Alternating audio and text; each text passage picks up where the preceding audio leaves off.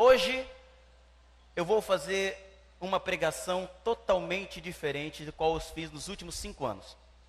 Por que eu vou dizer o que eu vou dizer? Porque eu não quero depender do seu engano para exercer meu ministério. Então eu vou tocar em um dos temas mais controversos da experiência cristã. É um dos temas que envolvem poder, envolve status, envolve dinheiro, envolve luxúria, envolve tudo aquilo que nós já temos visto, ouvido. Então eu gostaria muito que você abrisse a sua Bíblia no livro de Malaquias, capítulo 3.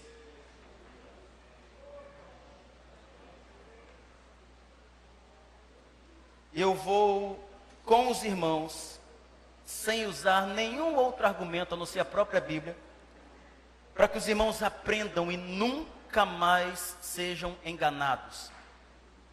O meu compromisso é com a verdade, irmãos. Eu sou um homem do Evangelho, eu não sou um homem do Ministério Vida. Quem está aqui pela primeira, segunda vez já sabe, ou quem não sabe, eu não sou assalariado aqui, eu não recebo nada. Ninguém que está aqui, tudo isso está limpinho, arrumado, essa galera, todo mundo aqui é voluntário, eu não estou fazendo nada ao meu favor, eu não ganho nada às custas disso. Mas eu também não quero depender do engano de ninguém para que a gente mantenha isso aqui, ou que a gente mantenha qualquer obra que seja gratuita, amorosa, sincera, verdadeira. Então eu vou desmistificar um texto que é mais usado para manipulação e controle de uma coisa chamada dízimo. Vocês estão preparados, irmãos? Bíblia aberta. Não pisque os olhos. Malaquias capítulo 3. É importante nós salientarmos e lembrarmos que Malaquias é um profeta menor. Começando o texto, quando você vê em Malaquias capítulo 1, versículo 1, começando o livro, Malaquias diz: peso da palavra do Senhor contra Israel. Malaquias estava escrevendo para Israel, não era para toda a humanidade, era para a nação de Israel, povo judeu. Povo gentil, que não é judeu, não tinha lei como segmento, não se seguia lei. A lei era para o povo judeu. Então Malaquias começa o livro dele dizendo isso: peso da palavra do Senhor contra Israel. Então vamos em Malaquias capítulo 3. Se você está com a Bíblia no celular, no iPhone, no iPad, pouco importa, abra a sua Bíblia aí. Malaquias capítulo 3. Eis que envio o meu anjo, que preparará o caminho diante de mim, e de repente virá a seu templo o Senhor.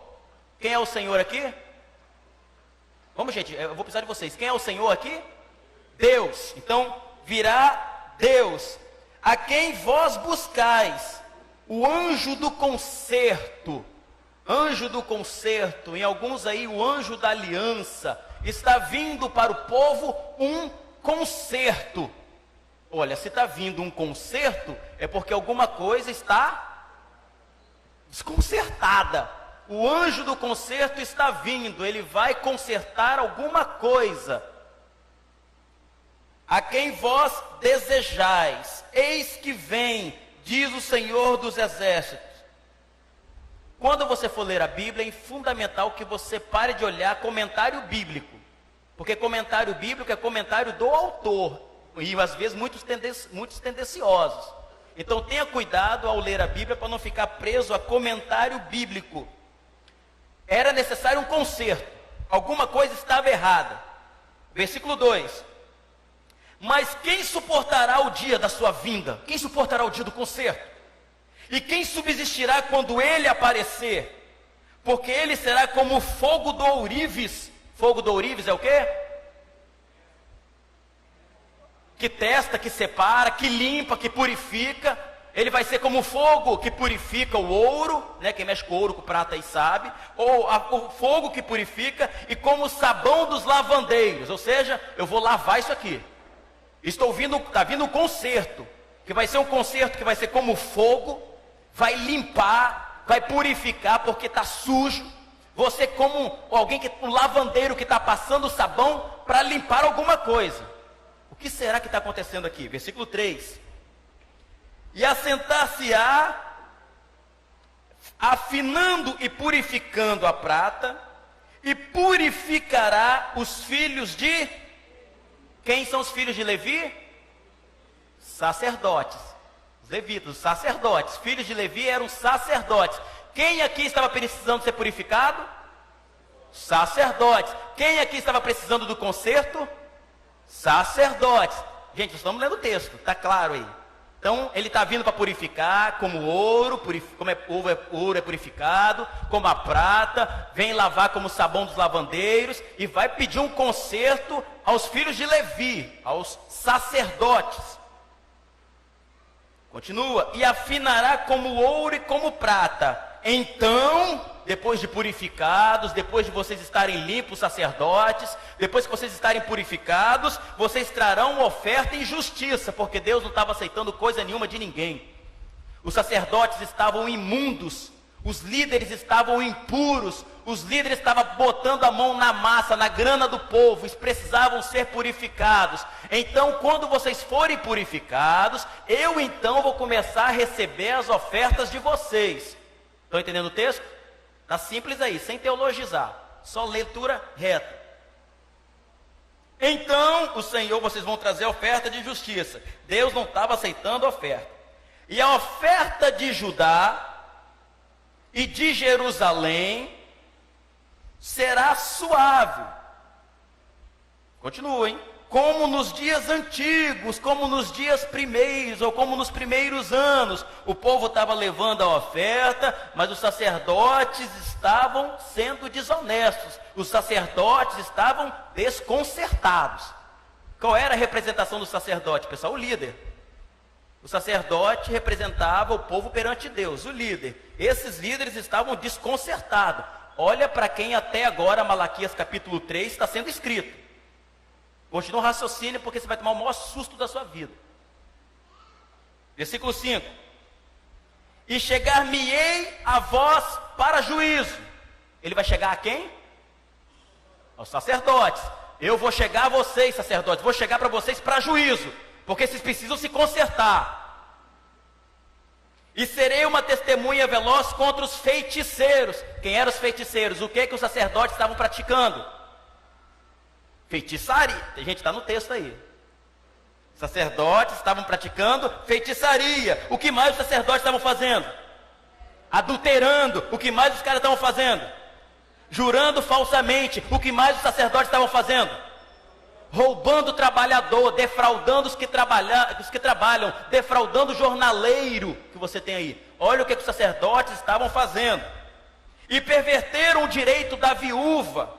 Tiraram-o do órfão, do estrangeiro, do trabalhador, e não me temem, diz o Senhor dos Exércitos.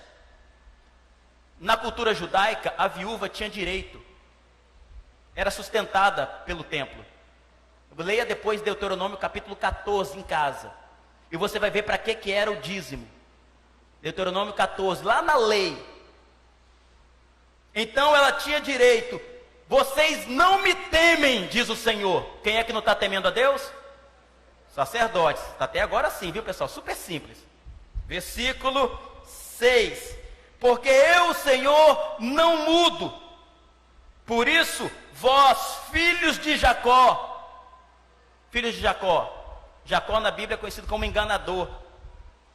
Vós, filhos de Jacó. É importante lembrar sempre que quando fala filhos de Israel, é toda a nação de Israel. Quando fala filho de Jacó, está falando dos sacerdotes. Vocês, seus enganadores. Porque o que acontecia, pessoal? Na cultura judaica, o povo não era o povo que ia oferecer a Deus o sacrifício. Cada tribo tinha o responsável pelas coletas, que era o sacerdote. Então toda a tribo levava para o sacerdote, conhecido como filhos de Jacó. E o sacerdote, ao pegar a coleta do povo, ele levava para o sumo sacerdote. Então o sumo sacerdote entrava no templo perante Deus para oferecer o sacrifício. Então os filhos de Jacó aqui eram os responsáveis pela coleta do povo. Estão entendendo aí o texto? Ok? Continua, versículo 7. Desde os dias dos vossos pais, vocês se desviaram dos meus estatutos e não os guardastes. Quem estava se desviando dos estatutos, pessoal? Sacerdotes. Até agora não mudou nada. tornai vós para mim, voltem-se para mim, e eu tornarei para vocês, diz o Senhor dos Exércitos. Mas vocês ficam perguntando, como que nós devemos de tornar? Quem é que está fazendo essa pergunta idiota? Sacerdotes. Versículo 8. Roubará o homem a Deus? Todavia vós me roubais e dizeis, em que nós te roubamos? Nos dízimos e nas ofertas alçadas. Quem é que está roubando? Não é o povo. Toda vez que pastor vem com esse papo, roubará o homem a Deus? Vós me roubais. Ele aponta para o povo, né?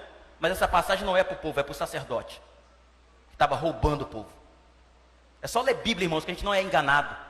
É só ler Bíblia para parar de ser enganado com medo de devorador, destruidor, bicho, capeta, demônio, que é só para botar terror para as pessoas obrigadas a darem até o último tostão. Aqui é só Bíblia, eu não estou citando ninguém, só Bíblia, leitura reta, interpretativa, simples. Continua. Roubará o homem a Deus? Vocês sacerdotes, vocês têm como me roubar? Todavia vocês estão me roubando e perguntando, no que nós te roubamos? Nos dízimos e nas ofertas alçadas, com maldição sois amaldiçoados, porque me roubais a mim. Vós, toda a nação. Que nação? Nação de Israel. Para aqui. Olha que texto sério. Com maldição sois amaldiçoados. Que maldição? Vou explicar daqui a pouquinho qual é a maldição. Daqui a pouquinho, não tem nada. Eu te amaldiçoo, não é nada disso. Vou explicar aqui no texto, daqui a pouquinho. Só ler Bíblia, para não ser enganado. A oferta que eles estão roubando é da viúva, do pobre, do jornaleiro, do trabalhador. E estão dizendo, mas no que nós estamos roubando? É isso que está acontecendo aqui.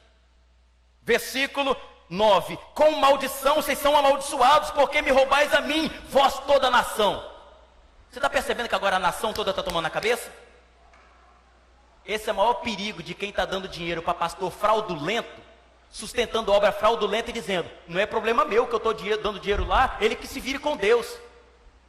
A nação toda está sofrendo por causa de pastor ladrão, por causa de sacerdote ladrão, pilantra, e você sustentando esse tipo de pilantragem. Desculpa, visitante, hoje eu tenho que passar o rodo aqui. Tem que esclarecer o povo, vou parar de ser enganado. A mãe passando fome em casa, acabou o gás, e o filho da mãe tem coragem de ir para a igreja dar todo o dinheiro, mas deixa a mãe morrendo de fome, falando que Deus vai prover. Nunca leu a Bíblia, o que 1 Timóteo 5,8 diz? Se alguém não cuida dos seus, e principalmente da sua família, negou a fé, e é pior que um infiel. Aí fica dando dinheiro para o pastor ficar andando com um carro luxuoso, pagar viagem para tudo quanto é lugar, manter prédios luxuosos, templos milionários, e a pobre e a viúva, o estrangeiro pobre está morrendo de fome. Que igreja é essa? Deus que nos livre dessa porcaria aqui. E o povo morrendo de medo por causa dessa passagem, e essa passagem é para o sacerdote, não é para o povo. Aprenda a Bíblia, igreja, para não ser enganado. Com maldição, lembra essa palavrinha, com maldição sois amaldiçoados, que eu vou explicar daqui a pouquinho. Versículo 10. Todo mundo estava sofrendo por causa de pastor ladrão, hein? Cuidado aí, hein, pessoal. Capítulo 10. Trazei todos os dízimos. Trazei todos os dízimos. Ué, não é o dinheiro, não? Não era dinheiro, irmãos. Lê Deuteronômio 14. Hortelã, coentro, cominho, fruto da terra, dos animais, não era dinheiro. Dízimos. Trazei todos os, está no plural. Não é trazei o seu dinheiro.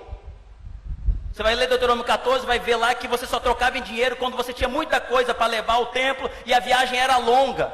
Então você pegava aquilo, trocava em dinheiro, onde Deus mandava você parava, comprava tudo que quisesse, chamava quem quisesse e comeriam ali, bebida forte, vinho.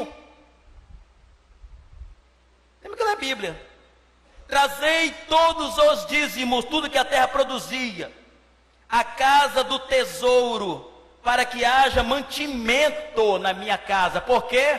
porque a viúva precisava comer, o pobre precisava comer, o órfão precisava comer, precisava de abrigo, o estrangeiro, o trabalhador precisava, os que dependiam do templo precisavam daquilo.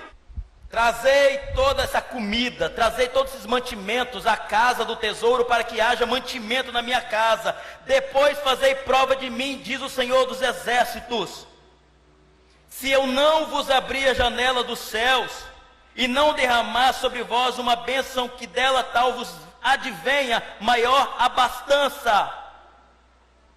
O que era as janelas dos céus? Alguém respondeu aí? Chuva. A gente não canta, faz chover, abra as comportas. É chuva. O povo estava morrendo de seca. Com maldição sois amaldiçoados. Qual era a maldição? Não caía chuva. A colheita, a plantação do povo estava morrendo. O povo estava sendo amaldiçoado por falta de chuva. Então se vocês voltarem a fazer isso, eu vou abrir a janela dos céus e vai derramar chuva sobre vocês. Vai vir chuva sobre a terra.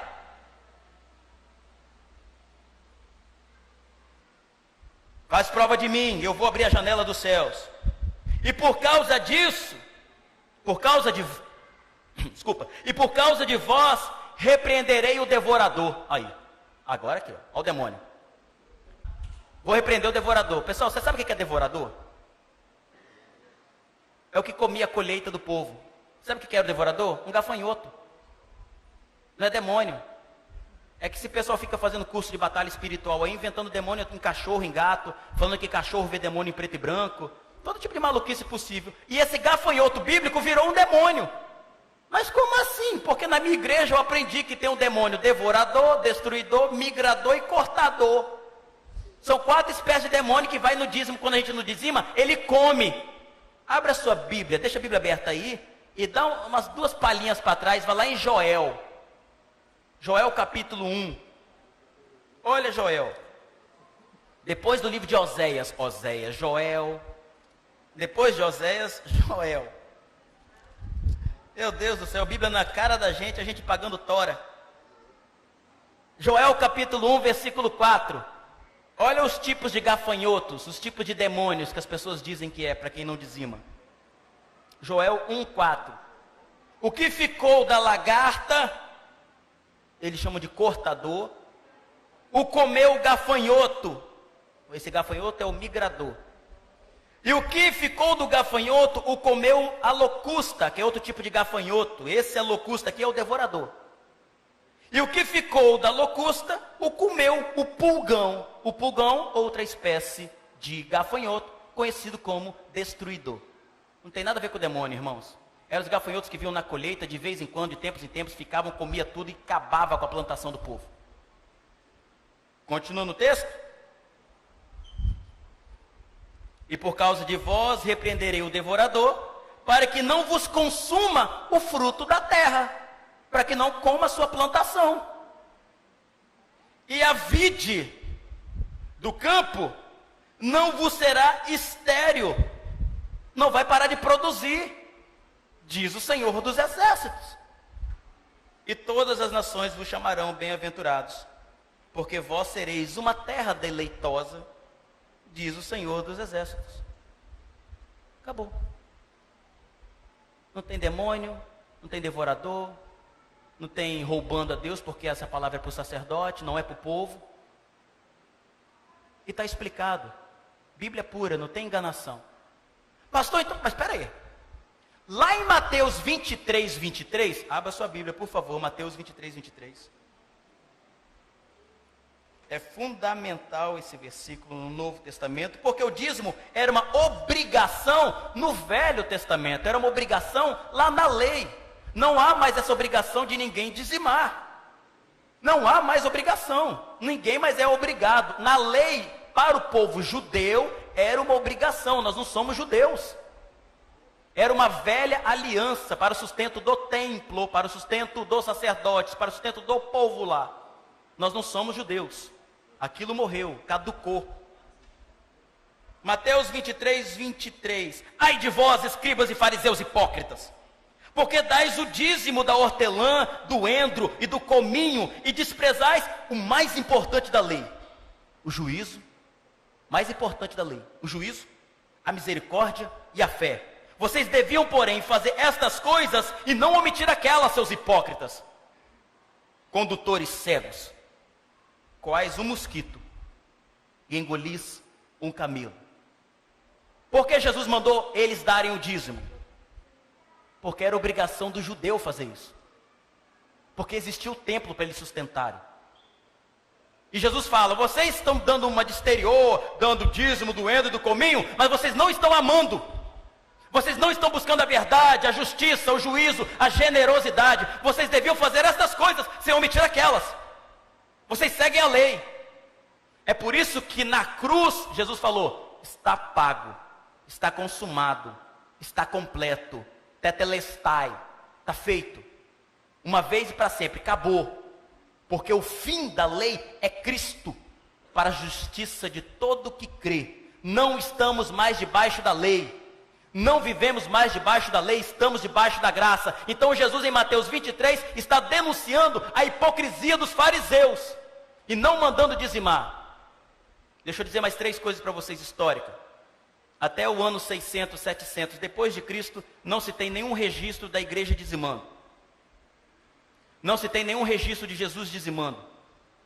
Dai a César o que é de César. O que era de César? Imposto, tinha que ser pago. Dá a Deus o que é de Deus. O que é de Deus? Amor, graça, misericórdia, voluntariado, generosidade. Dá a César o que é de César, gente. E dê a Deus o que é de Deus. É por isso que Jesus fala: meu reino não é desse mundo. É por isso que Jesus fala: meu reino não é de visível aparência. Temos que aprender com Jesus. Então dai a César, paga o que é tributo. A tributo, a honra, verdade, verdade, imposto. A ele pague. A Deus, dá a Deus o que é de Deus, cara. E o que é de Deus? A generosidade, o amor, a justiça e blá blá blá. Aí vem algumas perguntas básicas. Pastor, é 10%? Você tem que lembrar que Deus te deu 100%. Você é responsável por 100, não por 10 ou por 1, por 5, por 50. Você é responsável por 100% de tudo que você tem. Então a primeira pergunta que as pessoas fazem: pastor, é 10% mesmo? Dízimo é 10ª parte, 10%? Não tem isso na lei, na graça. Na lei tem dízimo, 10ª parte. Na graça não temos isso. Nós vivemos pela graça. É 10%? Segundo, eu devo dar aqui? Como assim dar aqui? Você tem que contribuir no lugar onde você vê a misericórdia, a mão de Deus sendo necessário. Onde você valoriza uma obra verdadeira, um lugar que não tem conluio, engano. Onde você é alimentado, você recebe. Você não tem partilhado dons espirituais aqui, aprendido? Mas tem o orfanato Thomas, que precisa ali. Rafael Thomas. Tem o Lar Batista, que precisa, cara. Tem mendigos aqui na cidade que está precisando. Tem o que dar aqui? Não, você vai dar onde necessita. Mas por que eu entrego aqui? Primeiro, porque você quer. Segundo, porque isso aqui é mantido com essa contribuição espontânea e voluntária sua. Porque aqui ninguém é obrigado a dizimar, nem é obrigado a dar 10%. Eu nunca dei 10% aqui. Nunca. Aqui todo mundo, tem gente que dá 20%, tem gente que dá 1%. Não é quanto se dá, é a qualidade do que se dá. Com que coração você dá. Isso é fundamental. Então é aqui? Não. Aqui nós precisamos sustentar esse lugar. Aqui no dia que a gente não conseguir pagar isso, a gente vai para outro lugar. Porque aqui é pago assim, um mês esperando ter dinheiro para pagar o outro. É por isso que não temos caixa aqui. Aqui é consciência de você saber que você não é mais obrigado, mas você é consciente, você é responsável. Afinal de contas, você decidiu fazer parte de um lugar. E isso tem responsabilidades. Uma delas é mantermos isso aqui funcionando. Porque no dia que a gente tiver, a gente não está preocupado com o templo. A gente está preocupado com a sua vida, cara. Como é que você vai produzir na casa? Porque se você tem 2 em casa, 3, a sua casa pode ser uma árvore frondosa, cara. E na sua casa, a gente vai se abrigar lá. E na sua casa vira uma colmeia, jorrando mel para a vida das pessoas que vão lá se alimentar. Cada casa vira uma igreja, gente. Nós não somos pessoas de templo, não. No dia que as pessoas fecharem o coração aqui, começarem a ser obrigadas, começarem a ter que pagar as coisas aqui, pagar para Deus, a gente fecha as portas. Aí você vai voltar para uma igreja onde o pastor toca o terror mesmo, onde você tem que pagar mesmo, Deus vai botar a mão. Se você não der dinheiro aqui, você vai gastar em remédio. Olha o que o devorador vai te pegar. Eu duvido alguém que aprendeu isso aqui hoje vai cair nessa esparrela de Malaquias. Pastor ladrão, pilantra, estelionatário usa Malaquias para charcar o povo. Eu não devo nada a ninguém, sou um homem livre, não dependo de igreja, dependo de dinheiro de ninguém aqui. Vou dizer a verdade para o povo, mesmo que seja contra nós, mesmo que a partir de hoje as pessoas parem de dar dinheiro aqui, e no dia que parar de dar dinheiro, fecho as portas, e vou pregar o evangelho na minha casa. Eu sou homem do evangelho, gente. Seja do evangelho você, seja consciente. Rapaz, pô, meu filho está aprendendo aqui, eu usufruo desse lugar, eu sou instruído, rapaz, olha como minha mente está sendo aberta aqui. Pô, nada mais justo do que você manter isso aqui. Mas por obrigação não, por pressão não, por medo não. O amor lança fora todo medo. Em Cristo não tem medo, meu irmão. Em Cristo você é livre, você é amado assim, com generosidade, sem generosidade. Mas quando você não é generoso, você vira um egoísta. O egoísmo acaba com a gente. Você é alguém que vive para o próprio ventre, alguém que só vive para você mesmo. É os seus interesses, as suas coisas, o seu dinheiro, e o teu irmão do teu lado morrendo de fome. Ser generoso faz bem a você, não é ao próximo não, é a você. O próximo é dadivoso por aquilo que você fez. Mas dizimar, ofertar, o nome que você quiser dar a isso, faça com o coração, porque vai fazer bem a você, para você não se pedrar, não fechar o teu coração ao próximo. Porque nesse tempo que todo mundo busca ser rico, busca riqueza, o amor vai se esfriando. A gente passa por alguém, a gente se escandaliza quando vê uma foto pelada na internet, mas não escandaliza com a fome no mundo. A gente se escandaliza com determinada frase na internet, mas não escandaliza com o mendigo que fica todo dia debaixo do viaduto ali no Danúbio. Nós estamos invertendo os valores das coisas, gente. A última pergunta que me fazem: pastor, eu devo pagar o dízimo atrasado? Mês passado eu não paguei, não sei nem como é que você chama isso. Mês passado eu não paguei. Eu vou te falar, isso aqui é clube? Você está pagando mensalidade de clube? E tem pastor que fala isso, meu irmão. Percebi aqui na sua fichinha, vi aqui, meu irmão, qual aconteceu o mês passado com você, meu querido? O que aconteceu aqui, que eu não estou vendo seu nome aqui? Sai fora, foge desse lugar. Foge, meu irmão, é hipocrisia pura, foge disso, seja liberto. Você tem que pagar, isso aqui é clube, é dádiva, é coração entregue. Para todas as perguntas que eu perguntei, é 10%, devo dar aqui, tem que pagar atrasado? A resposta é não. Para com isso, meu irmão. Deus não nos abençoa por aquilo que damos, Deus nos abençoa por aquilo que Ele é, porque Ele é Deus, é Pai, não é por aquilo que você deu não. Isso é barganha com Deus, não barganhe com Deus. Quem barganha com Deus está querendo comprar a Deus. Dá por medo, dá por pressão, não dá por consciência, não dá por amor, não dá por bondade, não dá por misericórdia, dá porque é pressionado. Vamos fugir disso, meu irmão. Vamos aprender Bíblia, vamos parar de brincadeira. Evangelho não é brincadeira, não é para menino, é coisa séria, é para gente séria, mas para gente livre. Eu não vou me contentar enquanto eu não tornar o povo aqui livre. Livre da manipulação e controle humano, de gente que só quer status, poder, ver qual igreja tem o maior, qual igreja tem aquilo mais roxo, qual igreja que tem mais poder, qual igreja tem mais carro, tem mais luxo. Não! É qual igreja que ama mais, qual a igreja que oferece o coração para o próximo mais, qual a igreja que tem mais verdade, qual a igreja que prega a justiça. A injustiça foi denunciada por Jesus no ministério dele inteiro. A minha oração nessa noite, desculpa visitantes que vieram, mas eu sei que essa palavra também pode ter esclarecido vocês. Mas é importantíssimo nesse momento de decisão que a gente aprenda a amar a Deus com responsabilidade.